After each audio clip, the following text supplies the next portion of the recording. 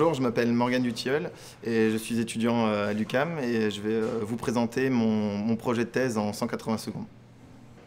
Nous savons tous que dans l'environnement, il y a des polluants, ainsi que des populations animales qui subissent leurs effets. Pensez par exemple aux populations d'animaux sauvages vivant dans les forêts autour de Fukushima. Si les populations ne peuvent s'échapper, et pour survivre, ils doivent faire face à ces polluants. Et l'une des possibilités pour y faire face est de s'adapter, ce qui implique des changements génétiques. Alors ici, je vous demande de mettre de côté les idées que vous pourriez avoir sur les mutations engendrées par les polluants, avec l'apparition d'un membre supplémentaire par exemple. Non, je vous parle plutôt de l'action des polluants sur la variabilité génétique des populations.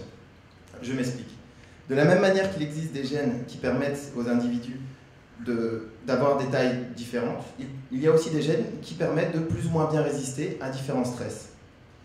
Donc si une pollution est forte, les individus qui n'y résistent pas meurent ou se reproduisent très difficilement. En revanche, les autres vont continuer à vivre et à transmettre leurs gènes à leurs descendants, si bien qu'au bout de quelques générations, il ne restera plus que ses descendants.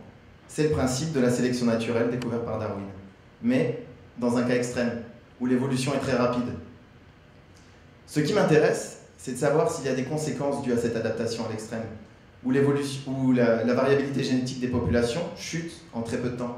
Puisqu'en effet, les populations font face à d'autres contraintes dans leur environnement. On sait qu'ils doivent faire face par exemple à des périodes où la température est très froide, très chaude, des périodes où la nourriture est rare, ou même faire face à d'autres polluants.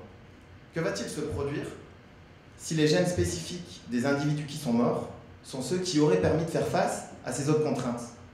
Plus simplement, est-ce que les populations adaptées seront plus fragiles? Pour répondre à ces questions, j'ai réalisé en laboratoire des expériences avec des vers. Des vers plus petits que les vers de terre. Très petits même, 1 mm seulement. Il est donc possible de travailler sur de grandes populations dans de petites boîtes observées sous microscope. Ensuite, ils ont un cycle de vie très court. Un œuf qui vient d'être pondu va éclore, se développer, devenir un adulte, puis produire son premier œuf en moins de 3 jours. J'ai donc pu étudier l'effet de polluants sur ces populations de vers pendant plusieurs générations. Et j'ai notamment travaillé avec de l'uranium. Qu'est-ce que mes expériences ont mis en évidence? Eh bien déjà non, les populations de vers, on n'a pas vu apparaître de vers géants. En revanche, les populations de vers se sont adaptées à l'uranium, en moins de 10 générations. Mais surtout, et c'est ce qu'il faut retenir, les populations de vers sont devenues plus fragiles, face à d'autres contraintes comme une augmentation de température par exemple. Il y a donc bien un risque d'extinction plus fort pour ces populations. Nous savions que les polluants avaient des conséquences négatives sur les populations. Nous savons maintenant qu'ils continuent d'en avoir, même lorsque les polluants ne sont plus présents.